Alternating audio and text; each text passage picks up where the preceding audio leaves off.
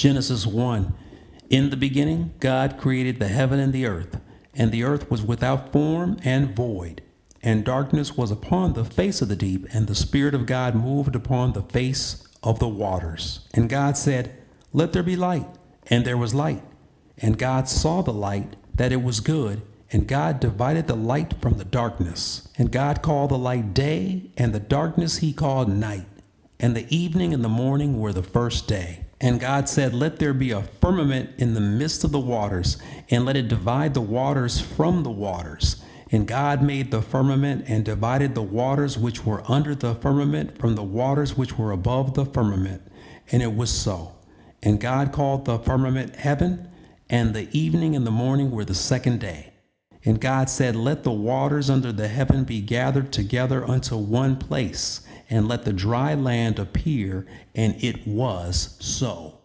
And God called the dry land earth, and the gathering together of the waters called he seas. And God saw that it was good. And God said, "Let the earth bring forth grass, the herb yielding seed after his kind, and the tree yielding fruit, whose seed was in itself after his kind." And God saw that it was good. And the evening and the morning were the third day.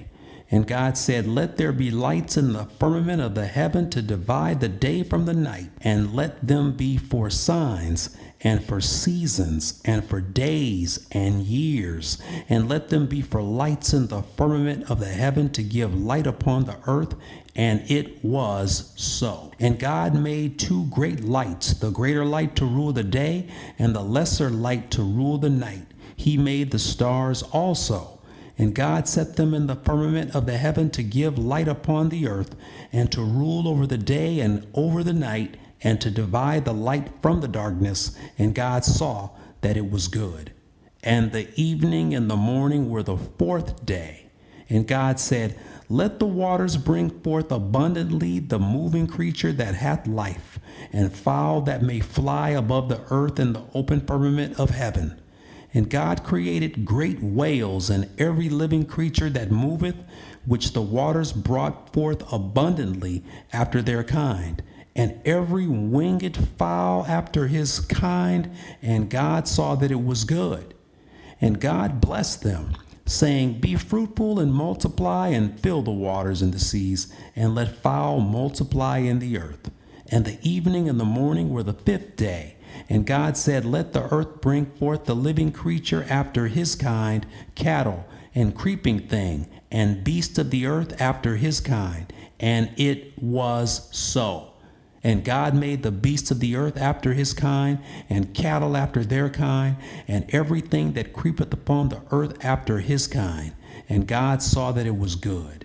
And God said, "Let us make man in our image, after our likeness, and let them have dominion over the fish of the sea, and over the fowl of the air, and over the cattle, and over all the earth, and every creeping thing that creepeth upon the earth." So God created man in his own image. In the image of God created he him. Male and female created he them. And God blessed them, and God said unto them, "Be fruitful and multiply, and replenish the earth, and subdue it, and have dominion over the fish of the sea, and over the fowl of the air, and over every living thing that moveth upon the earth." And God said, "Behold, I have given you every herb bearing seed which is upon the face of all the earth, and every tree in the which is the fruit of a tree yielding seed. To you it shall be for meat. And to every beast of the earth, and to every fowl of the air, and to everything that creepeth upon the earth, wherein there is life, I have given every green herb for meat." And it was so. And God saw everything that he had made, and behold, it was very good. And the evening and the morning were the sixth day. Thus the heavens and the earth were finished, and all the host of them. And on the seventh day God ended his work which he had made, and he rested on the seventh day from all his work which he had made. And God blessed the seventh day and sanctified it, because that in it he had rested from all his work which God created and made. These are the generations of the heavens and of the earth when they were created, in the day that the Lord God made the earth and the heavens, and every plant of the field before it was in the earth, and every herb of the field before it grew. For the Lord God not caused it to rain upon the earth, and there was not a man to till the ground. But there went up a mist from the earth, and watered the whole face of the ground. And the Lord God formed man of the dust of the ground, and breathed into his nostrils the breath of life, and man became a living soul. And the Lord God planted a garden eastward in Eden, and there he put the man whom he had formed. And out of the ground made the Lord God to grow every tree that is pleasant to the sight, and good for food, the tree of life also in the midst of the garden, and the tree of knowledge of good and evil. And a river went out of Eden to water the garden, and from thence it was parted and became into four heads. The name of the first is Pison, that is it which compasseth the whole land of Havilah, where there is gold. And the gold of that land is good. There is bdellium and the onyx stone. And the name of the second river is Gihon. The same is it that compasseth the whole land of Ethiopia. And the name of the third river is Hiddekel. That is it which goeth toward the east of Assyria. And the fourth river is Euphrates. And the Lord God took the man and put him into the garden of Eden to dress it and to keep it. And the Lord God commanded the man, saying, Of every tree of the garden thou mayest freely eat, but of the tree of the knowledge of good and evil thou shalt not eat of it. For in the day that thou eatest thereof thou shalt surely die. And the Lord God said, It is not good that the man should be alone. I will make him an helpmeet for him.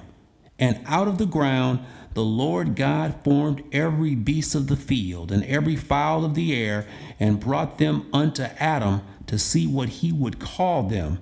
And whatsoever Adam called every living creature, that was the name thereof. And Adam gave names to all cattle, and to the fowl of the air, and to every beast of the field. But for Adam there was not found an helpmeet for him. And the Lord God caused a deep sleep to fall upon Adam, and he slept.